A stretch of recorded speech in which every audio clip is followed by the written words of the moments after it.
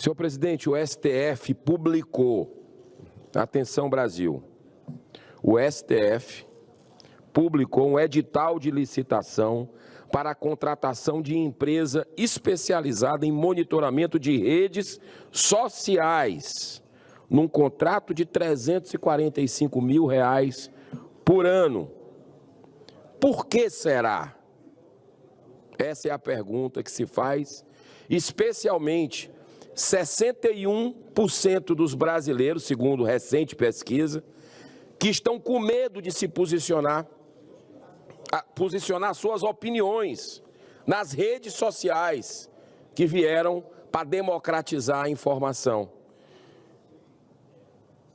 Por quê?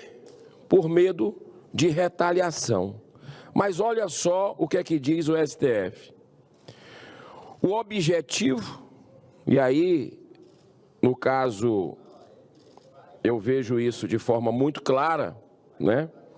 Para mim, é inibir a difusão de investidas contra ministros do Supremo através do acompanhamento contínuo das plataformas Facebook, YouTube, X, Instagram, TikTok e LinkedIn. Eu vou aqui destacar algumas das finalidades descritas no próprio edital. Vamos lá, o item 1.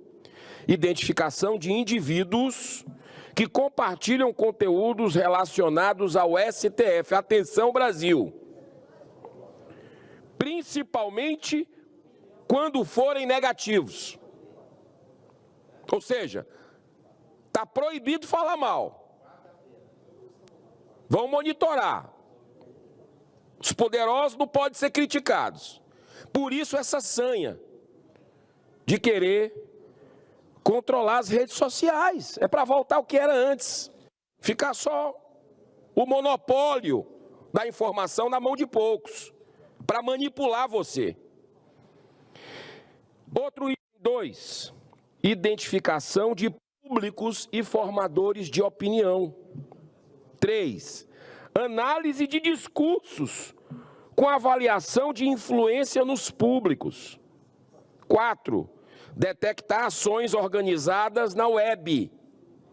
5. Identificação de formadores de opinião que discutem temas relacionados à corte. Corte superpoderosa desse país. Contém ironia.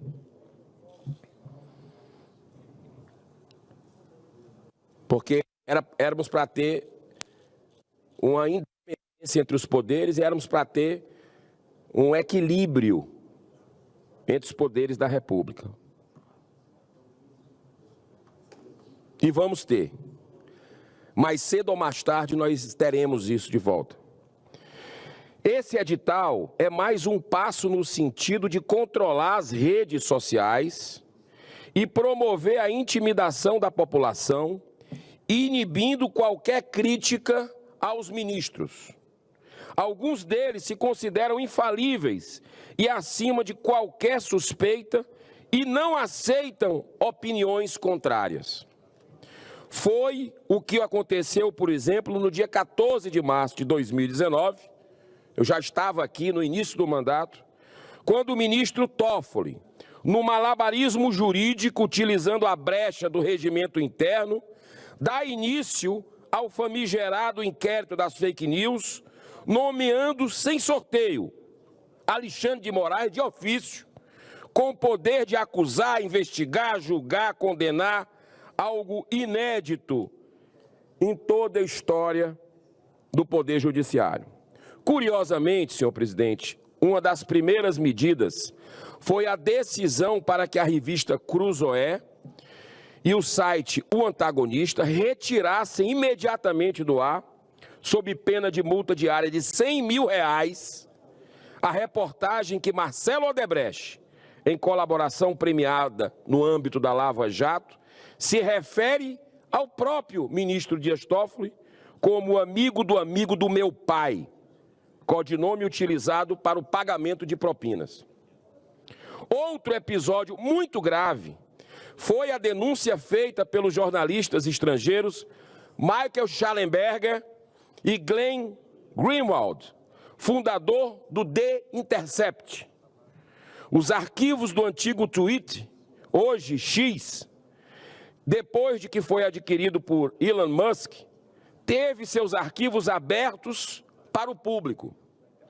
Segundo as denúncias, o ministro Alexandre de Moraes, como presidente do TSE, adotou inúmeras medidas de censura, intimando judicialmente para que os funcionários entregassem dados sensíveis e particulares dos usuários, de vocês. Exigiu a censura de postagens específicas e a remoção de usuários da plataforma. Diante disso, é necessário destacar o artigo 220 da Constituição Federal. Abro aspas. A manifestação de pensamento, a criação, a expressão e a informação sobre qualquer forma, processo ou veículo não sofrerão qualquer restrição.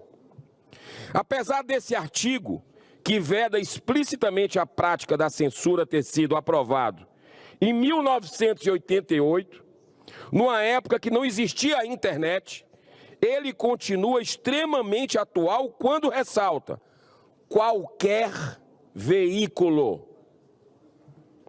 Por fim, quero reafirmar minha opinião sobre a irregularidade abusiva dessa licitação, que deve ser, portanto, revogada, destacando uma declaração da ministra Carmen Lúcia, atual presidente do TSE, em 5 de fevereiro de 2022. Olha só o que disse a ministra Carmen Lúcia.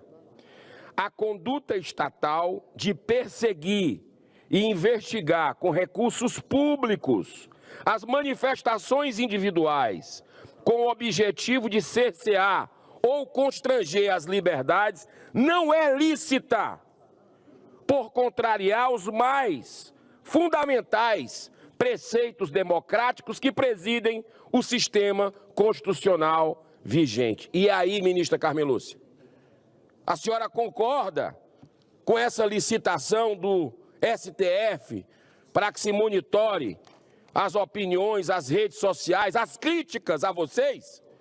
Ou também a democracia vai ser depois, vai ficar para depois, como nós tivemos a censura prévia durante as eleições de 2022, escancarada, uma hipocrisia profunda que mancha a história dessa nação